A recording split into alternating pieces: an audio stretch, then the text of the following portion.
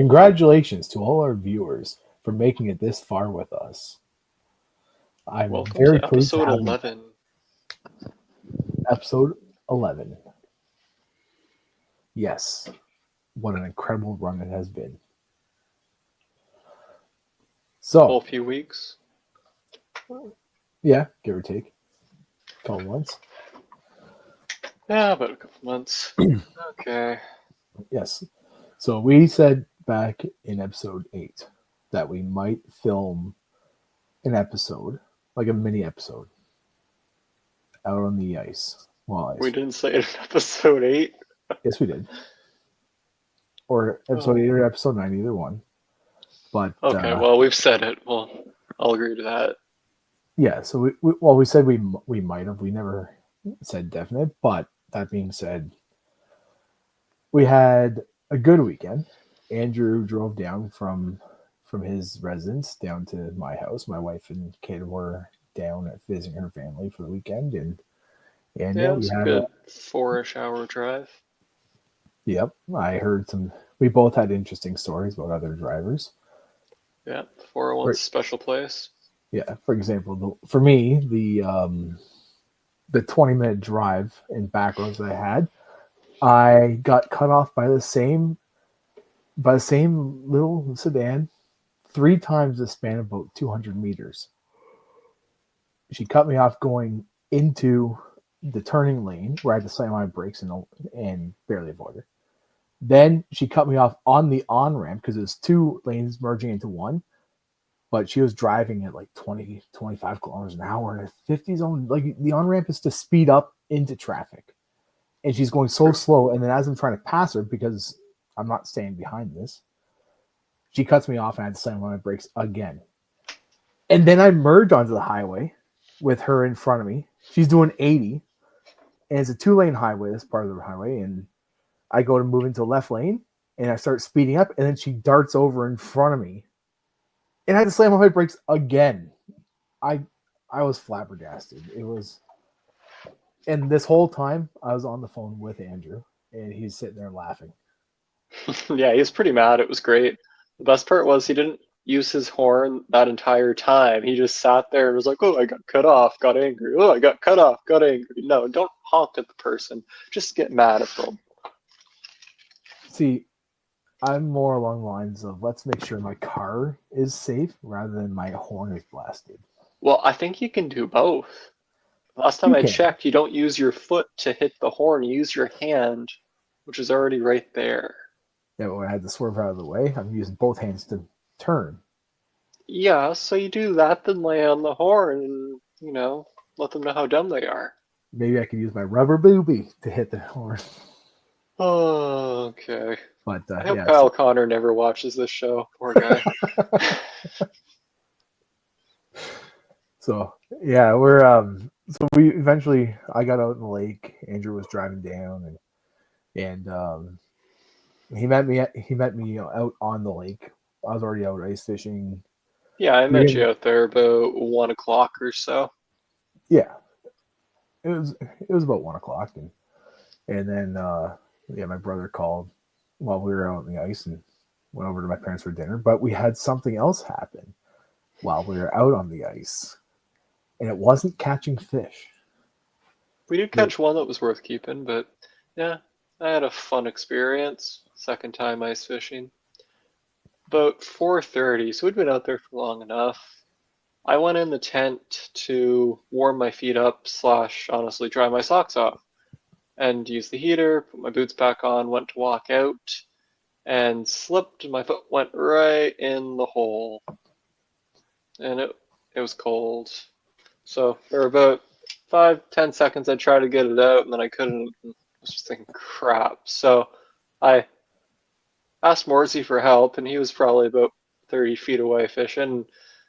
By the time I said help the second time, I got my foot out of the hole, but my boot was drenched, my sock was drenched. Thankfully, the heater was still going, and at that point, I had dropped it outside. So I just kind of sat beside the heater, warmed my foot up, emptied the water out of my boot, and took my sock off.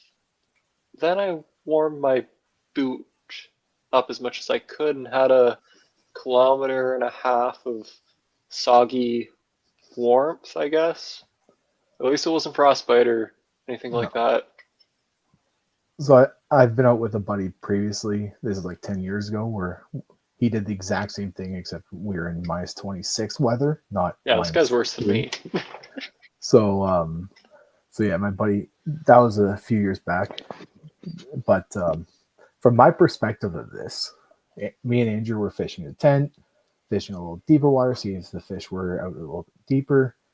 And it was getting towards the end of the day, and I did a little searching to see if I can find some fish. So I left the tent, and I was drilling a couple holes and fishing them, seeing what I can see there. And yeah, I eventually got to, yeah, like you said, 30, 35 feet away. And everything's quiet. We're just chatting. Everything's silent. I'm watching my depth finder because I think I have a pike on my depth finder that I can see how the lines are on my depth finder are acting. It looks like how a pike would act. So I'm sitting there focused, and all I hear is help, help. Yeah, it wasn't And a panicked help. It was just like, fuck. it was so calm, but it was so comical. And like, we laugh about it now, but at the time I'm just like, I'm standing there, I'm like, did you just yell help? Because it was so faint. It was so faint, so Well, I soft. wasn't in danger. I was just like, damn it, Help, my foot's stuck. It was help. just like loud enough to. It was Morrissey help.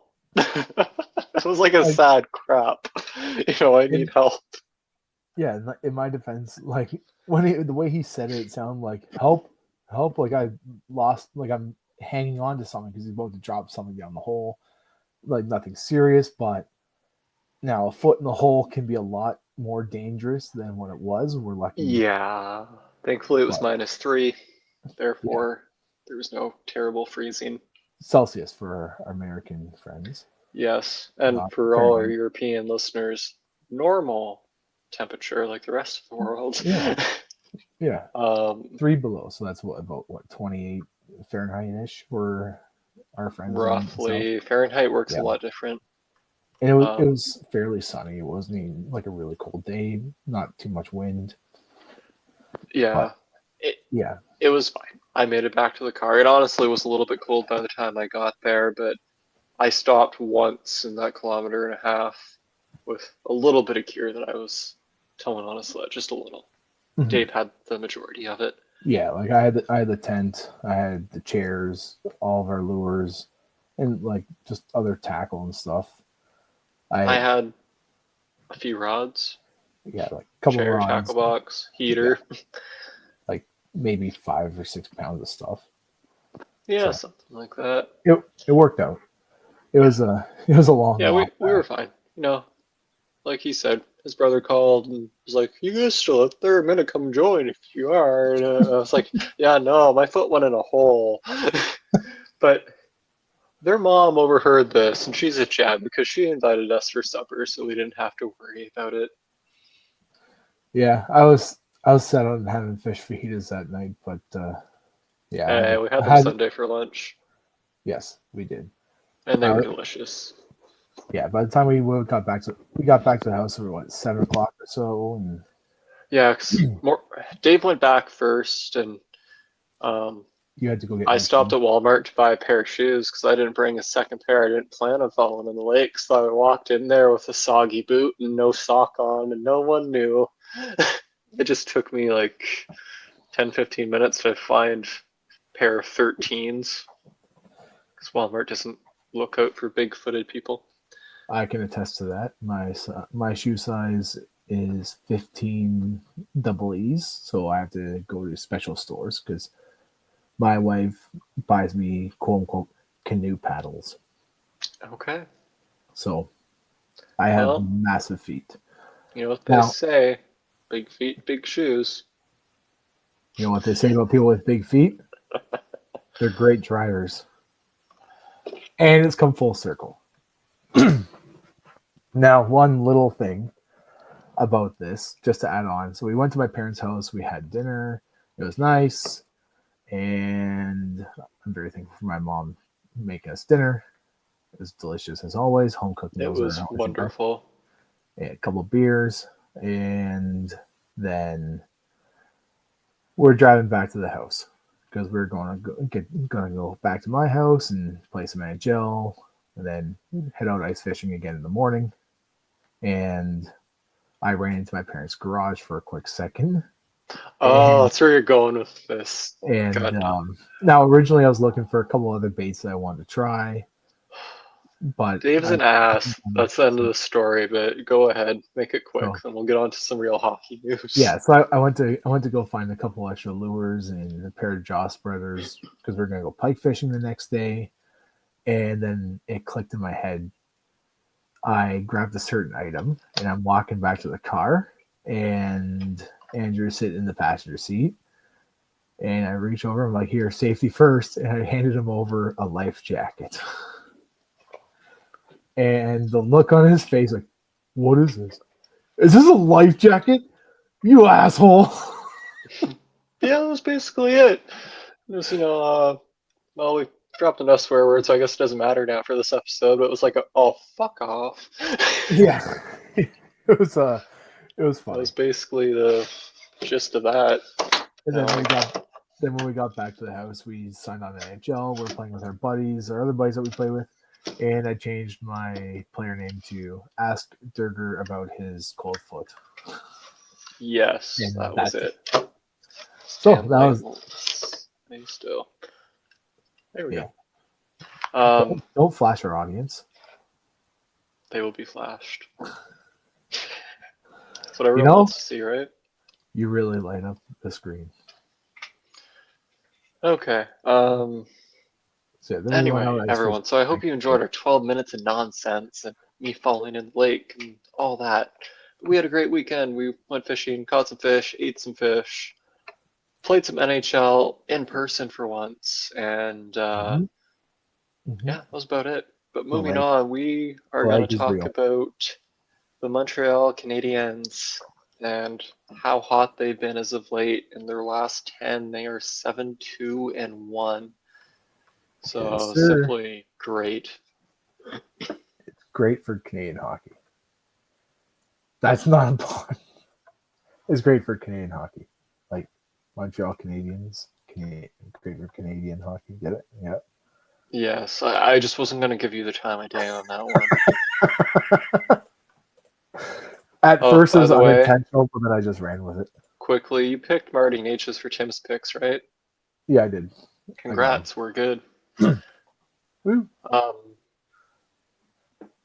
anyways, So so the back to Habs have the been hot, Habs. and I don't know how long this is sustainable, but as of right now, they're doing just fine. So who Ooh, knows? 10-2 in their last 12 with win last night over they beat Utah last night, which like that's not uncommon. Oh, they're 9-3 in their last 12. It's a tough. They had a good win against Washington, 3-2. That's a tough team. And then they lost a very close one to the Dallas Stars, 2-1. That's a tough team. Honestly, it's the Dallas Stars this year. We're not talking about Dallas Stars like 8 years ago. Dallas has This is the been start. fantastic. Every year it seems that they should do better than they do, but Mm. that's a whole other topic. Yeah. So, for example, the who started in net for them again that night? I'm just For the pulling up Habs, here. Yeah, Sam Montembeau stopped 34 of 35 saves or shots, which is pretty good. A 971. That's a guy well, who stole that game. But if on he the could play flip like side, that in the Four Nations, yeah. that'd be great. Then on the flip side, Jake Ottinger also stopped 30 of 31. So that's that's a pretty good game for both goalies. It was a goalie duel. Now that being said, we don't know how who had higher percentage shots, but still, that's a lot of shots in one game and a lot of saves. And Patrick Laine scores again. Laine's been a big part of their success. He's been huge for them. I'm happy to see how well he's doing. Just it's hard not to root for him, put it that way. Yeah, he knows how to finish. Clearly. There's a pun. There's a Dave pun. Yeah, thank you. Thank you very much. I'm here all night. But no, unfortunately they've been very hot, and again, whether it's sustainable or not, it's remains. He's already tied for third on the team in goals. 10. Hey, they're winning games right now. Yeah. I am going to stick with my statement. It's not sustainable. They're not playing. A lot still has to go wrong for them to squeak in. There's always a chance considering, well, like we've said many times, how the East is this year. It's just a shit show. There is a chance. But if you look at their pieces, like, they're going to have to make a choice close to the deadline. Some of those pieces are going to be shipped. Not like a whole fire sale or anything, but if someone calls on Mike Matheson and offers something good, why not? Mike Matheson. He's 30. He's not going to fit into your current core. He's signed for this year, next year at 4.875. Why not? David Savard, I honestly don't think many teams are going to call because he hasn't been playing that well. And 3.5 would be a high enough cap hit for a bottom pairing guy who's just not quite there. But Sharks picked up. There's a chance. The Sharks picked up Liljegren at $3 million, and he's a bottom pairing D-man. Yeah, he's not bottom pairing though. He plays top 4 for them. He's a bottom pairing on a good team. Yes, but the Sharks are not a good team. No. And they don't have any cap issues. Teams that are competing are going to be up against the cap. Yeah, that's the difference. When we're talking about competing, you look at the Columbus Blue Jackets. They're currently in that second wild card spot, but you got Ottawa, who's a point out. Montreal is 2 points behind. Detroit's within 4. Philadelphia, Pittsburgh is within 4. The Rangers are still within 5. I mean, the Islanders are 7 points out, but we're over halfway through the season. That's a very, very close race already. Now, some of those teams will drop off for sure. Keep in mind, the Sens, the Canadiens, and the Wings all have a game in hand on Columbus and 3 games in hand on the Bruins. So it's a big deal, especially for Ottawa being only 1 point out. No. This time last week, we were saying, I mean, the Leafs keep playing the way they're playing, they'll steal the division. But if they keep playing the way they're playing, they're going to get caught. They're not going to get caught. They might not get the division title, but, it's going to be between them and the Panthers, most likely. If you look at the last 10 of the 3 teams, the Leafs have the best record. They're 6-4 in their last 10. Florida is 4-5-1, and so is Tampa. A little bit of a longer shot, though. You can't count Tampa out. There are 3 games in hand and 7 points behind the Leafs right now. You can't count them out. They have amazing goaltending, and they got the man with an absolute bunch of screws loose, Kucherov. Yeah, he's a special guy. He's the guy that hates to lose. Players love to win, but the winners hate to lose, to quote Shorzy. And it's a very, very tight playoff race. Not as tight in the West, but Utah's three spots back, but they're 6 points back of the Calgary Flames with as many games played. So it's not as tight in the West, but the East is going to be we'll see what happens with the Habs. we got a little bit off topic there, but they have a okay team on paper, but it's just not sustainable to be this good. We'll keep an eye on them and see if they push their way into the playoffs or if they just fall right back where they were. Mm-hmm. They're, like I said, they got a bunch of things that got to go right for them, and a bunch of things that got to go bad for others. It's because goaltending's been good for them. Laine's been scoring. It's just a mix of luck. But speaking of goalies, Tristan Jarry got waived today. Get out of my crease. Jarry has been absolutely abysmal this season. He had that AHL conditioning stint, and he was supposed to be kind of better after that, came back up, and his numbers this season are terrible. He has a 8.86. He's played 22 games, won 8, 3.31 goals against average. You can't be a playoff team. You can't be a bona fide playoff team with your starting goalie doing that. No. If they want to be a playoff team, they need goaltending. They can't rely on Nedeljkovic. It's a fun name. They can't rely on Blomqvist either. They're younger goalies.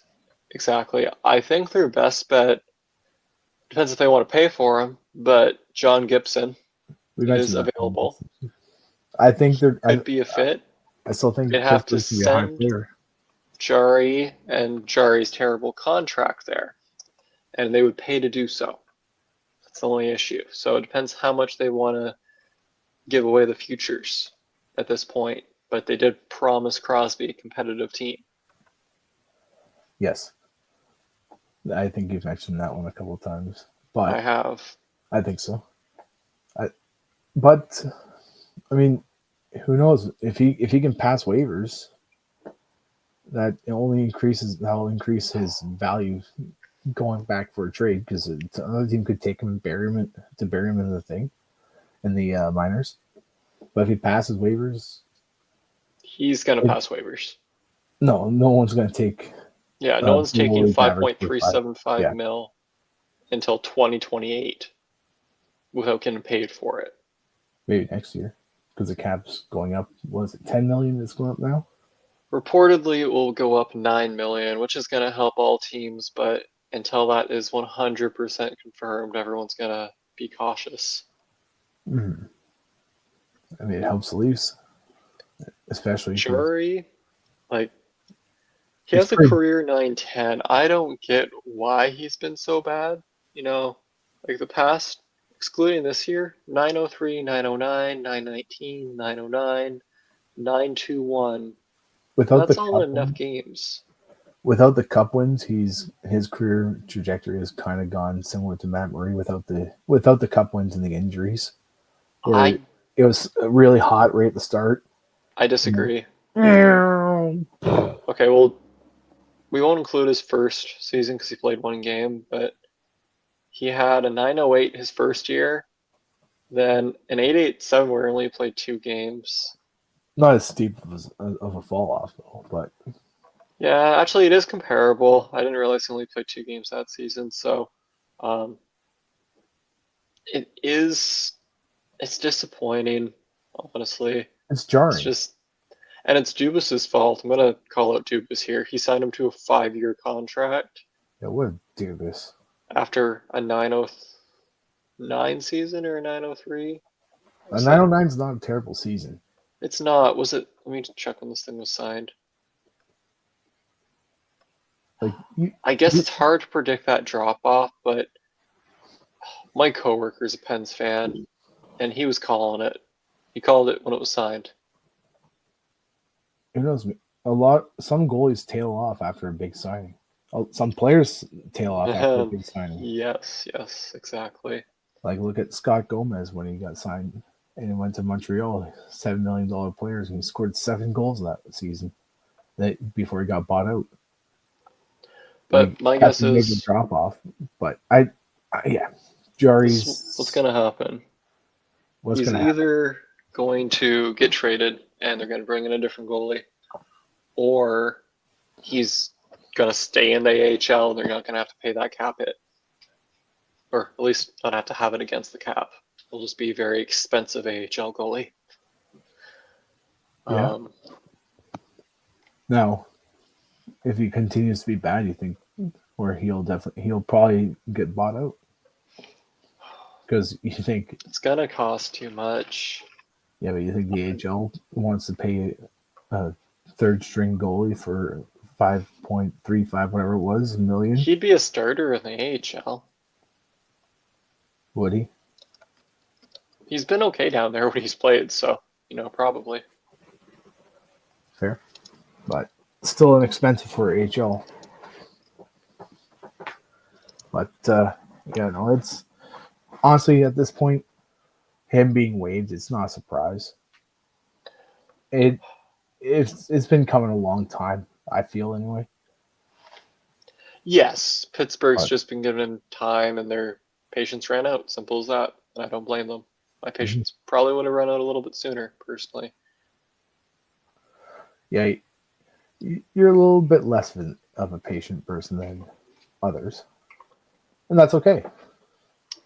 Surprised you can be a fisherman. I'm a Sens fan. I know patience. Don't talk to me about patience. I am a muskie fisherman and a Leafs fan. We have run the course of being extremely patient. I mean, Look at the Leafs getting booed off after the Canucks game on Saturday. But we'll talk about that a little bit later with a different topic. But it's if you're a goaltender and you can't tend the goal, well, if you want to talk about the Leafs, we can talk about something a little bit related. John Klingberg, he's coming back. He's had his hip resurfacing surgery, and he's back to being healthy. He's ready to make an NHL return. And the rumors are flying on where he's going to go, but the Leafs have been mentioned. Ottawa's been mentioned. So where will the 32-year-old offensive defenseman land? Now, there's also the Oilers. Of all those teams, realistically, the team that could probably use him the most would be the Leafs. Because I'm a Leafs fan. No, not because I'm a Leafs fan. He's a guy that he didn't do terrible, but he wasn't living up to expectations when the Leafs first signed him. And then they went over to play in Sweden, and he hurt his back on the airplane. And wait, that's how he hurt himself? Yeah, he flew over to Sweden, and that's it. Okay. He didn't play in Sweden, but I'm not laughing at it, obviously. But yes. Yeah, one thing I think Edmonton could use him. Of the three teams, honestly, Ottawa doesn't fit as much, but Edmonton could use him. No, here's why I think he couldn't be. I mean, anybody could use defenseman, but Ottawa, I don't think needs that type of player. They already have Shabbat. They already have a couple guys that can do that. What Ottawa needs is a shutdown guy, a true number one shutdown guy, similar to comparable to what Ottawa really needs is like a Jake Muzzin or Jake McCabe. That's the type of defenseman they need. A hard-nosed guy who's going to shut the other team down. They're not that bad, though. Like, obviously, they have their puck movers, offensive guys in Sanderson and Shabbat, but Zub's defense is excellent. Jensen's defense is superb. Now, if one of those guys gets injured, yeah, they have a little bit of an issue because that puts either Hamonic or Jacob Bernard Docker or Manton Paulo into the top four. It just doesn't work. Mm-mm. And you need to have good spares to play. If you look at any team in the league, though, defensively, if they lose one of their top four right shot guys, there's not really a lot of teams that can lose them and be okay. No, but I don't know. I just don't think Ottawa can shut down the other team like a lot of other teams can, and I feel like that's the type of defenseman that they could really use. I don't see Ottawa outside of Kachuk being like an extremely tough team, and I think they could use a little bit more sandpaper in a type of player like that. Shabbat can't do it, and he's your top guy. He can't do it, like comparable to Morgan Riley. But Morgan Riley Okay. can't do it. But Zoob. You're underestimating the Zoob. Zoob. Zoob, as every Sens fan Zoob. loves to chant. I'm gonna pull up a JFresh card because I love JFresh cards. Do ya? I do. Have you brought And them on this this show is, before? well, I think so. Foot hurts. This one is not this year. This is a year old. He's actually taken steps offensively, but his defense is superb. Like I said, it's good. 93 for top 4, paired with an offensive guy. Now, if you can, pull up Jake McCabe. That I can do. Because I feel like that is kind of what Jake McCabe has, except he has a higher offensive side. Okay, let's pull up Mr. McCabe. Not Brian McCabe, as a lot of Leaf fans miss. Jake. It's just to find a more recent one. See, this one's very recent. You're not going to like this, but you're right about the higher offensive side. And 63 is still okay. It's just not great, you know? He's been being paired with OEL a lot and This is from October 28th. and Tanev. But Jake McCabe, he can shut down and he's a lot better offensively. But he's a nightmare to play against. He loves to hurt people. He loves it. He loves to hurt people. He It's loves his job to inflict pain. Well, yeah. As a defenseman, you're either doing that or you're scoring points. He does both. Jake McCabe's a playoff style player. And the Leafs miss him every single time he's out of the lineup. I was listening to the Steve Dangle podcast, and he was saying he had a stat that that in between this season and last season, when Jake McCabe is not in the lineup, their points percentage is even worse than the year that they finished dead last. They comparably over an 82 game season, they would finish off with 68 points without him in the lineup. It's hard to judge that. Matthews, they finished off with 69. It's hard to judge that with his limited time there. It's a very small sample size, but I'm going to show you someone else, the main person that we're supposed to be talking about. Okay, let's stop claiming. Oof. That's a forward. Like I said, that's a forward. Yeah, well, as you can see, his defense has always been right there. His offense dropped down a little bit, but I mean, he's 32, so. He's a forward. Yeah. He'd be a good second power play guy if you needed it. He looks like a Chicago type player. Honestly, you know what I mean? Like when we talked about Nikita Zaitsev a couple episodes, which since then he's now playing in the K. I believe I saw he's playing in the KHL. But yeah, he's a guy that kind of just. Klingberg used to be elite. So, like right around there when his offense was near the top of the league, or at the top of the league, really, and even here, it's just right down. There's a reason why Dallas let him walk. I'm just gonna refer to this person's comment. He turned down $56 million in Texas. It was somewhere around that. They offered him money, but he wanted more, and then he went to free agency and basically was like, oh no, I just turned down. I think it was like a 7-year deal or something like that. So he could have stayed in Dallas, but bad choice. I mean, he'd be on IR right now, and he'd be getting paid. But instead, he's just there. But honestly, all NHL players are rich for the most part. So here's a little fun thing when we're talking about pronunciation of the Scandinavian Europeans. When you see like a Berg at the end of the name, I believe they act like we pronounce it Berg because we North Americanize it. It's actually more pronounced of a Berge, like John Klingberg. really, Fun fact. okay, I'll take your word for it. Yes, we're not going to. But we'll see where he lands. Honestly, I don't want him in Ottawa. I think you're right. Getting him to just be a body, but Oilers could use him debatably.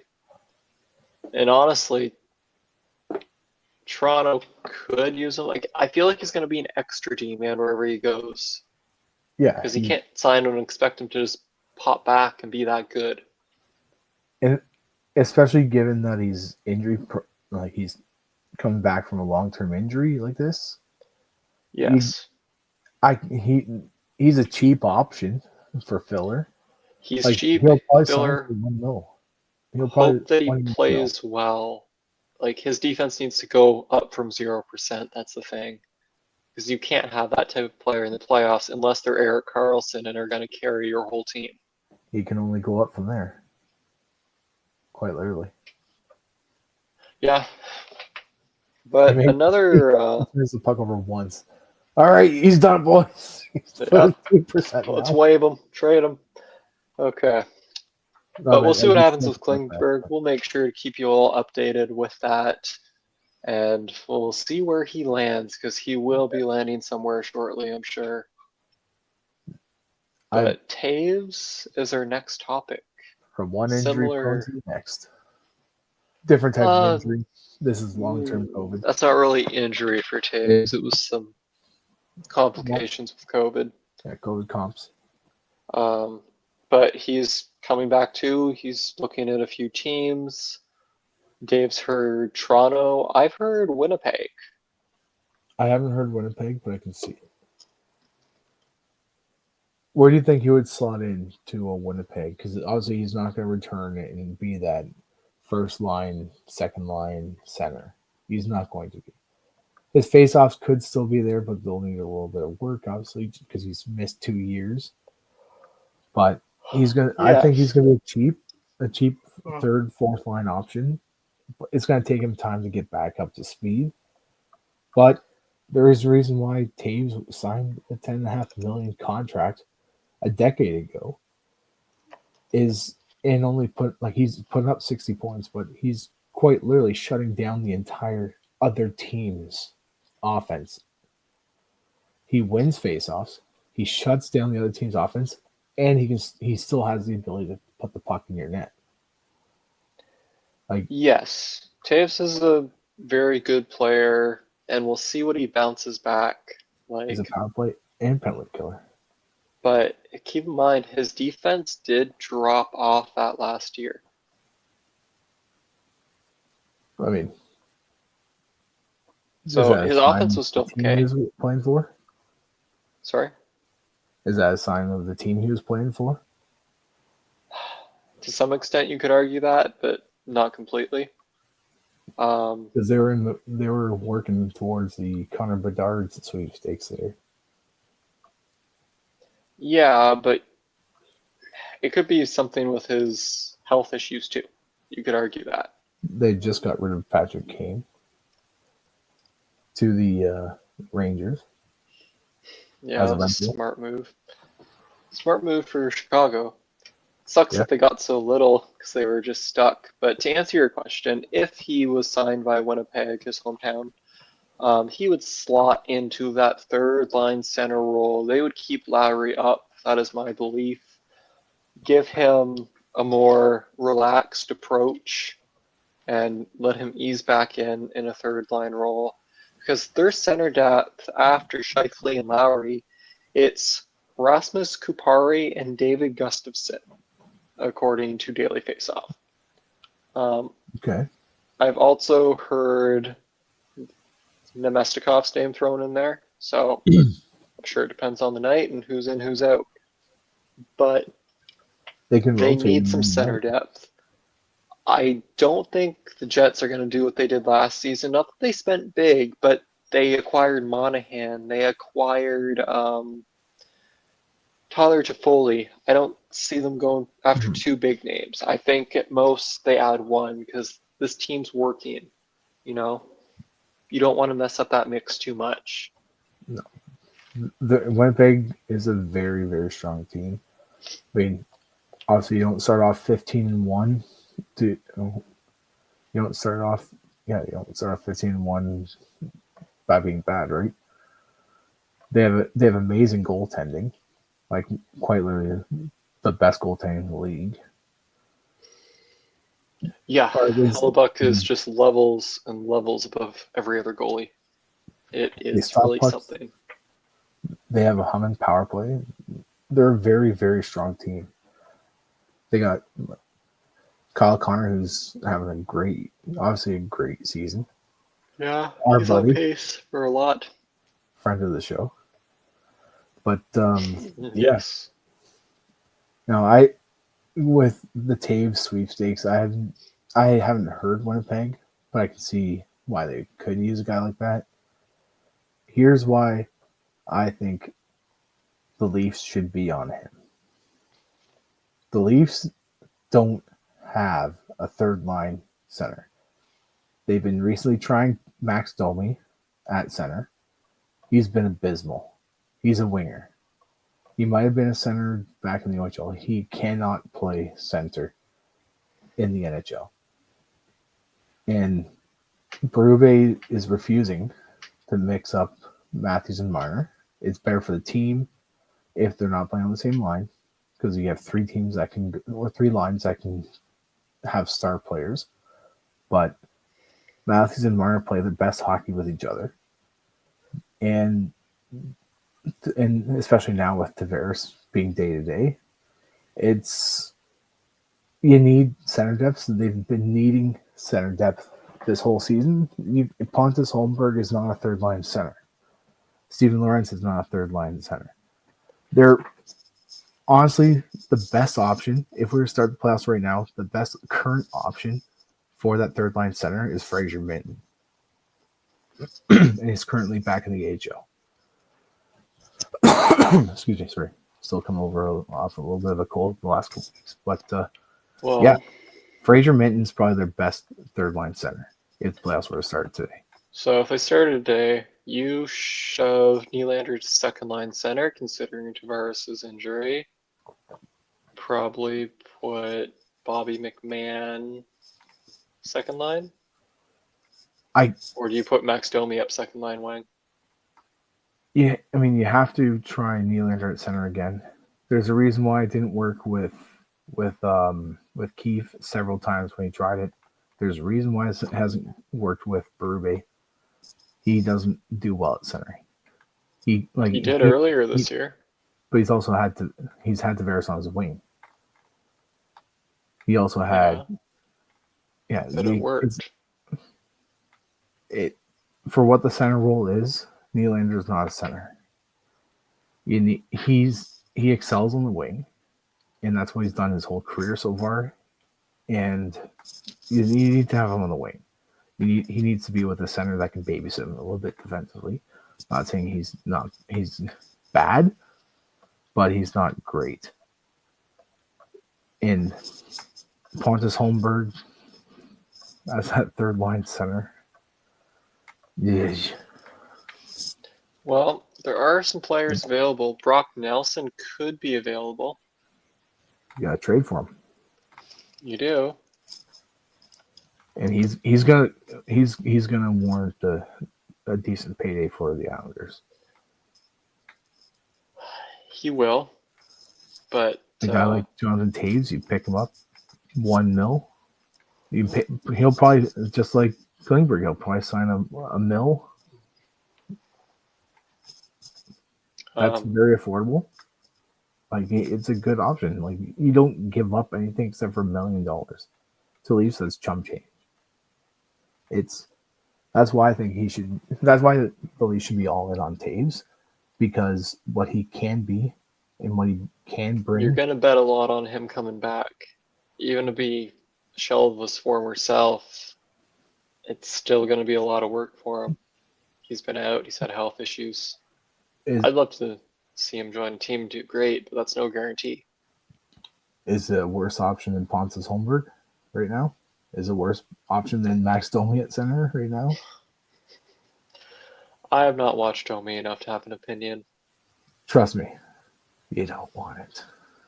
Okay, but moving on from one Leafs thing to another Leafs thing, Dave, tell me about Marner's media comments following the 3-0 loss to the Vancouver Canucks, who barely made it to the game because they had some plane issues. Quick recap of the Vancouver Canucks game versus Leafs Saturday night. Vancouver, they played Wednesday night. Andrew is frozen on the screen. Oh, I'm fine. I'm just answering a text. No, on the recording. Oh, there you are. I'm fine. It's just because I scrolled down for a sec. Okay. But anyway, so you have. I should have picked a better thing to be frozen on, though. It was just. Yeah. But go ahead. Sorry. You could have frozen your foot in the hole on Saturday, but you didn't. Thankfully. But. Well, thanks to you. My helps went unnoticed. I dropped my rod and ran, man. I know I peeked out because I was already halfway at the tent. I saw you coming. Oh. Yeah, okay. Go. Martyrs media comments. Anyway, so a little bit of background for non-Leaf fans. You have the Vancouver Canucks. They played Wednesday night.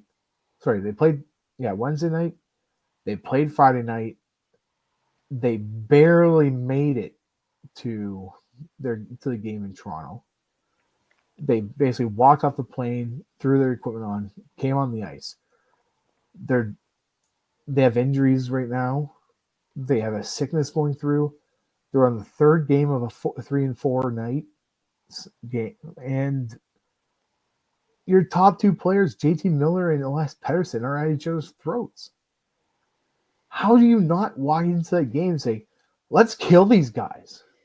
Let's show them that they have no reason to be here in our home ice. We need to run these guys into the ground, up and down the ice, and beat them over backwards." You come into a game and you lose 3-0 to that? 3-0? An over on the power play? Are you kidding me? Like, yeah, they just had a 5-game winning streak. They did not look great. They won games, but they didn't win games, if you know what I mean. Like, they just scored more goals. They weren't looking great in those games, and now they're playing like junk. Now, I will say they are definitely missing right now. They're missing Stolars right now. He's been a big part of the season so far. But you're a rested team. You're over the sickness, and a sick, injured, tired team walks in to your barely making it in with zero rest, and they beat the crap out of you. Give me a break. The Bluebirds were out, from what I heard. I didn't see the end of it because you were here, but even if I was watching the game, you're telling me I wouldn't have turned it off. I would have turned it off. But so after the game, you have a bunch of guys coming out to talk to the media. They're all saying like we didn't do great, like we didn't do anything. We had a bad game. It's been tough. We're up against it. But then you have Marner coming in. Yeah, I think our effort level was there. I think we played a good game, and just we weren't getting the bounces. We weren't getting a couple of goals come our way. What the hell is going through your head? What game are you watching? You just played like you were just a -6, losing to Carolina 6-3. Oh, sorry, 6. whatever the score was, you were a -6 in that game. And you come in against the Vancouver Canucks and do that? And then you, like, the one thing you should have done in that situation is come out to the media and say, look, we had a bad night. We weren't in it to win it. Everybody can play better than what we did. That's what a true leader would say. Matthews did it. Tavares did it. All those guys that spoke to media did it, except for Marner. Marner comes out, I think we had a good game. Our effort level was there. If you had any effort level at all, Vancouver would not have scored a goal. Yeah, I don't fully agree that they wouldn't have scored, but they probably should have won that game, especially with all the nonsense going on in Vancouver. Yeah. That's a cake. That is a cake on your birthday with candles and everything. And then you have a can of Coke right next to it and a chocolate bar on top. That's what was served. Like, that's what they were served. And then you throw that cake out. And they went for broccoli. I knew that. I knew you were going to say broccoli. Somehow, I just knew that was coming out. Unless you're Nathan McKinnon. Like, yes. And then Marner comes out and says that, and you're supposed to be a leader on this team. What is going through your head? Like, what is honestly going through his head? Like, maybe it was just a pre-programmed answer, and then he realized after, and it's like, oh crap, I shouldn't have said that. It's bad. But then you have Matthews. He came out and spoke to the media, and here's the quote. So I don't have the Marner quote, but I have the Matthews quote here. We're going through adversity right now, and as much as you prefer not to go through that, it's necessary sometimes. These are the kinds of moments where we have to come together even more and stick with each other and work our way out of it. That's a perfect answer. That's acknowledgement that they played. He's saying, like, we're in a rough one right now. We're not playing well. We're up against it, and we have to work our way through it and come back from it. That's exactly what you should be saying in this situation. I think we did well. Like, there's not much difference than the Game 7 losses. Oh, it's really tough to be where we are right now, and we learned a lot of lessons, and I think we're going to come back stronger next year. When I think we grew as a team, and we played well. We just, a couple of things didn't go our way in a couple of games. And unfortunately, we're here talking to you today. There's no difference. This is the kind of stuff this is part of the kind of stuff that Leafs fans are on Marner for. But this one's ridiculous. And then last night they lost to Dallas 4-1. Yes, Marner helped set up, like, they had a really nice goal, a hardworking goal. Moving off of the Marner hate, let's talk about and then they another lost Leafs 4-1 thing quickly that we sort of already mentioned. Tavares is day-to-day. Yeah. He got injured in practice. He was able to skate off himself. So a bit worrisome for them, but we'll see what happens. Especially worrisome considering the season Tavares has been having so far. So for people who haven't seen the injury, basically what happened, Berube does what he does every practice, has close quarter battles, 3-on-3 corner battles. He does it every practice. Tavares and Tanev, they went into the corner, and Tanev turned to cut back to the net, and they locked feet, and then Tavares just fell awkwardly. Yeah, it was nothing terrible, but unfortunately, those awkward falls can be some of the worst injuries possible. Sometimes it's nothing. Maybe he just pulled a muscle or hyperextended his ankle or something. Hopefully, but exactly, he's had a couple of down years. Like, last year was not an amazing year for him. It wasn't bad. It wasn't amazing, but he's had a phenomenal season so far. He had a very, very hot start, and he's a player that the Leafs really cannot afford to lose right now. Tavares is currently a point per game player. He's a +3. He's been good. He's Simple a as power that. play guy, but their power plays, it's not worth mentioning because their power plays are power play. But he's been scoring some. He's not scoring as many flashy goals. He's scoring a lot of net front presence goals, which is playoff style goals, which is what the Leafs have been scoring in the last decade. Well, we'll see. But We'll keep everyone up to date. So if you guys want to hear the update on that, listen in. We'll keep you up to date with Toews and Klingberg and all other hockey news too. One little note for the episode: Tony DeAngelo and St. Petersburg of the KHL have come to a mutual agreement to terminate his contract. He's coming back home to the again, States in this case. his career He is done. had 32 points in 34 games, which is pretty damn good as a defenseman. So who knows if it's something with him, something that with his family, maybe he needed to come home, just wasn't working out in Russia. But Considering his history, do you think that's a possibility, or do you think we don't like this guy because he's really a not nice guy?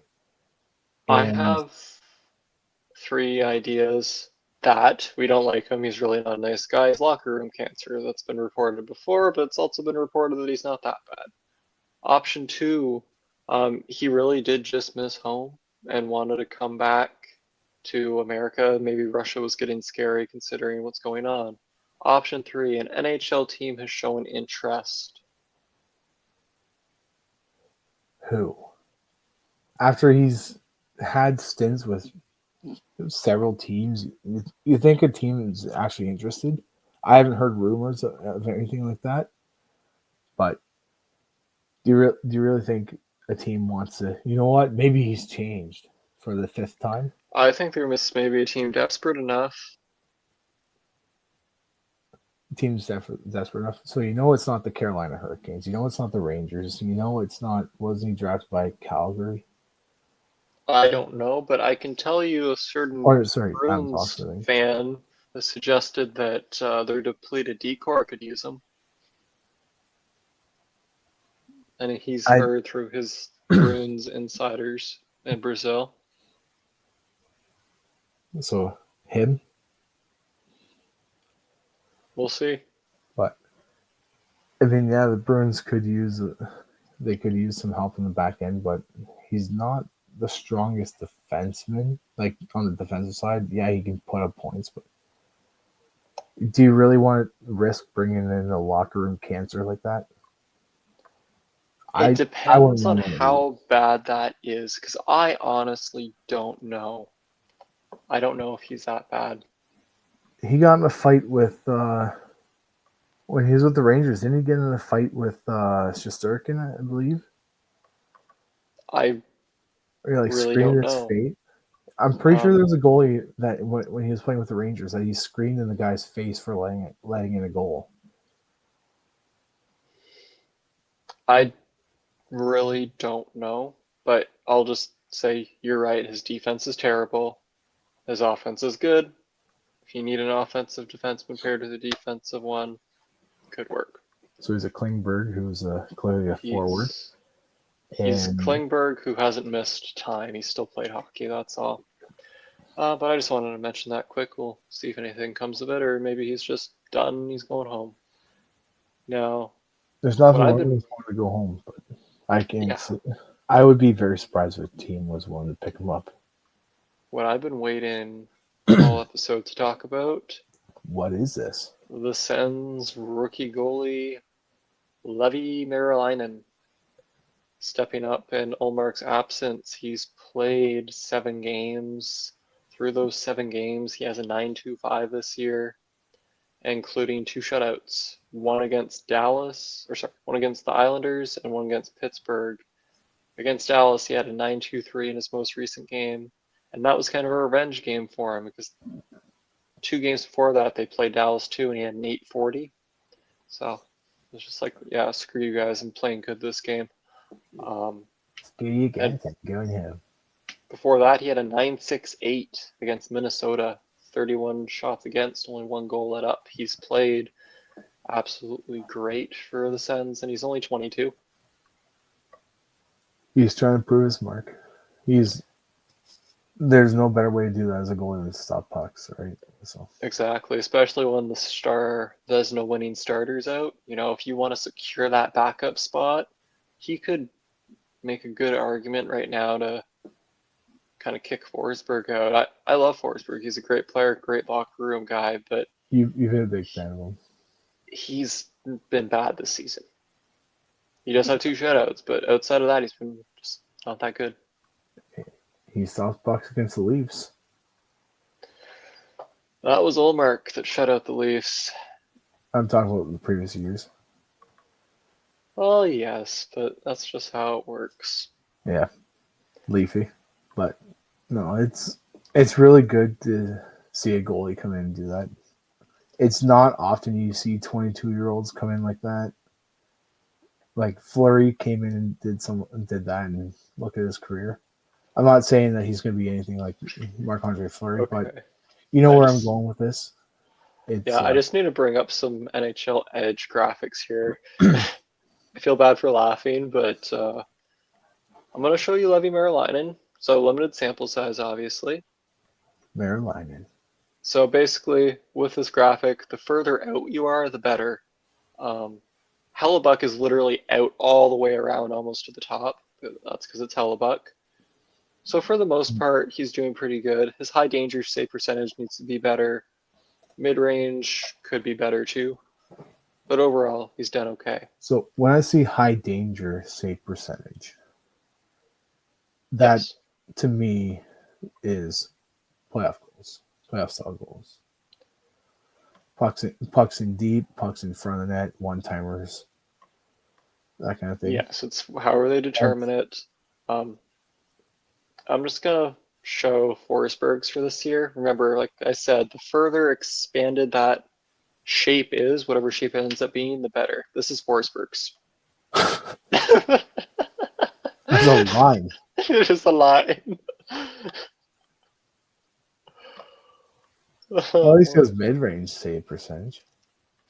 Yes, he has mid-range. I'll give the man that, but he needs a little bit of work. And in comparison to the Vezina winning Ullmark, there's a more well-rounded goalie. So your overall, your high danger, your mid, all very good. But Merilainen for being 22, so flipping between Ullmark and back to him, that's not half bad. How did the Sens pick him up? Sorry? How did the Sens pick him up? Was he a draft? Part of that 2020 draft, they drafted him fairly late. Oh, middle. So third round, 9th pick, 71st overall. He actually was not ranked for the 2020 draft. The Sens just saw his play, and drafted him anyway. So that's definitely a good find for Sens. He's 6'3", so he's not like overly big. He's tall, but not like he's NHL goalie tall. Like their other goalie, Sogard's 6'7". There's a lot of tall goalies nowadays. So 6'3" is like almost like a minimum, like 6'1", 6'2" you see as a minimum. But I'm just very happy with the results so far. It's given Ottawa a chance to hang around in that playoff spot area. They're 1 point out right now, but they have a game in hand on both teams in the wild card spots, or 3 games in hand on Boston. So definitely some hope there. 22 years old is a very young age for a goalie. Exactly. So if they could basically ride out Ullmark and his excellent play and have Merilainen as a backup, they'd have one hell of a 1A, 1B punch if Merilainen can keep this up. Yeah. I think that can be a long range goalie duel. Long range goalie duel. Exactly. Yeah. I'm happy for you, Andrew. Some success. Maybe we'll get to see the Battle of Ontario in the playoffs again. I wouldn't mind. It'd be fun. Based on history, I wouldn't mind. On Based one on hand, rate, yeah, you guys won 20 odd years ago. On the other hand, you've lost in the first round how many years out no, of the I was past going to 10? say, given the possible opponents that are right now, I would welcome an Ottawa Senators Leafs playoff series because the other options are Florida, Tampa. We haven't beaten those. Well, we've beaten Tampa, and that's it. We played like Okay. crap that series, but we shouldn't have. We shouldn't have won the series, but we did. Other options are Boston. I'd love to see a Um, Boston Leafs series again. That'd be fun. Above that one, we have Columbus. Columbus would be an interesting matchup. The Leafs lost to Columbus in that 3-game play-in. Yeah, The best of 5 play-ins. that'd be fun. Then the year after that, Montreal, who's right there for that play for one of the wild cards. I heard You that. hear that crack? Yeah, it sounded like you broke your chair, but Yeah, it was like it was one of my vertebrae. Sure, yeah, that's healthy. there's yeah, the other one's Montreal, and we all know how that went. I think there's a Well, you're certain like, song that we came failed with that others. May as well try Ottawa and see. may as well. But yeah, because Montreal, there's a certain song amongst us Grublets that came out of that series. We've already But played it. Morrissey says goodbye. we, Morrissey says goodbye. so Leave, say goodbye. what I'm saying is,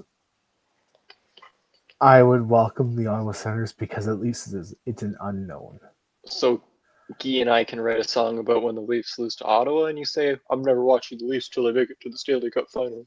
I'm not saying that, but I am. That's what's going to happen if they lose to Ottawa.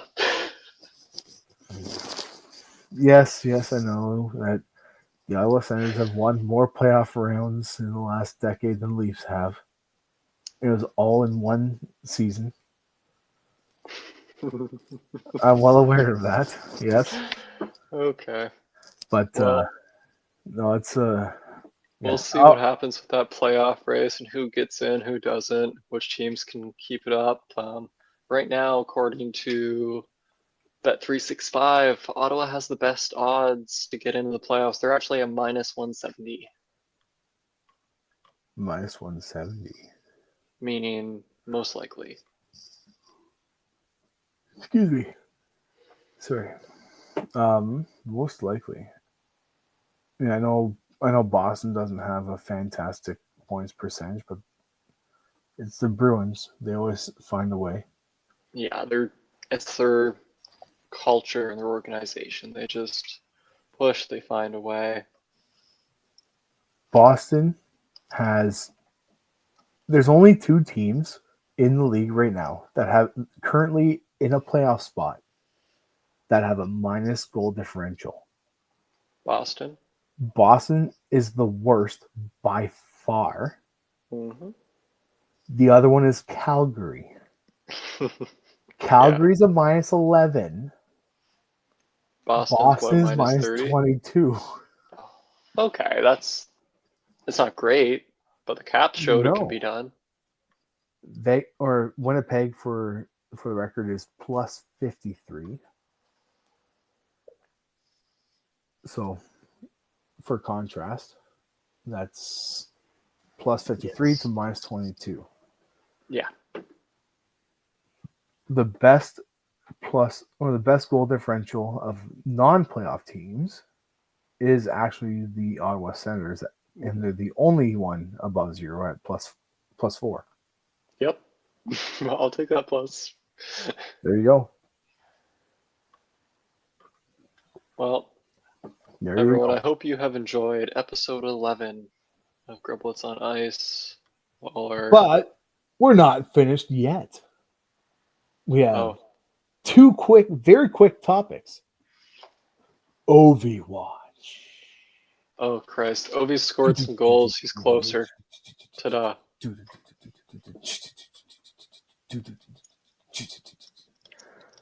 Alexander Ovechkin now has 873 goals, which puts him 21 away. 21 away. Yes. This close. Yes. So keep going, Ovi. We want to see it. Do it. Make it happen. They don't ask how, they ask how many. Yeah, the Russian machine's gonna do it. There's no question about that. He's performing well. Take a We all couple know he's gonna. dives, get him on the power play, give him the puck. Let him break the record. Go Ovi. Go V. Go V. Okay, you Yes, better let's go. move on to our second All little right. last thing there. You're gonna scare away the viewers. If I haven't yet. Oh, we probably have, but my The other fiance watched topic. it tonight, so there's one. She's probably sitting behind the computer screen watching. Oh, Andrew, you're doing so good today. She listened, so she just loves hearing my voice, I guess. Yes. So moving on. The other watch is the Crosby watch. He has officially surpassed Joe Sakic for 9th overall all time in points. Joe Sakic has 1,641 points in 1,378 games. Crosby, now, as of tonight, which is January 15th, 2025, Crosby has 1,644 points in 1,318. Yep. So he's got 3 more points in 60 less games. Just think about Sounds that good. as a stat, considering it's Joe Sakic. Joe Sakic's a not too shabby player. Now, the next one, which I don't think is going to happen this season, Mario Lemieux sits 8th overall. How many Now, points ahead is he? Mario Lemieux has 1,723 points. Crosby has 1,644. Crosby needs 79 points to tie Lemieux, Super Mario, for the 8th overall. Yeah, no, I can see him getting close or closer, but I don't see him passing this season either. Won't be the season, but he did just sign 2 years. So Yeah. he's in it. He's in it to win it. And then after that, you got Steve Yzerman, another 22 points ahead of that. So that makes him, what is it, 101 points behind Stevie Y. That's doable, because he could hit Lemieux, Yzerman, and Dion realistically Marcel Dion. by the end of next season. You have to keep up a good pace, but it's possible. But we shall see what happens. Good luck to both Sid and Novi on breaking various records. And that is going to conclude our episode. So thank you everyone for tuning in. As Dave usually says, I'm going to say it this time: like, share, subscribe. Just get our content out there for other people to see. If you enjoy it, Put us on a party. Like. Hold all your buddies and all the guys you know that listen to hockey. Throw them in a room. Put our podcast on and say, do you want a good laugh and listen to 2 guys talk all night? Well, pull up your beers and your whiskeys or whatever you want to drink. Sit back, relax, put your hands behind your head and your feet up and listen to Dave and Andrew. Have a good night, everyone.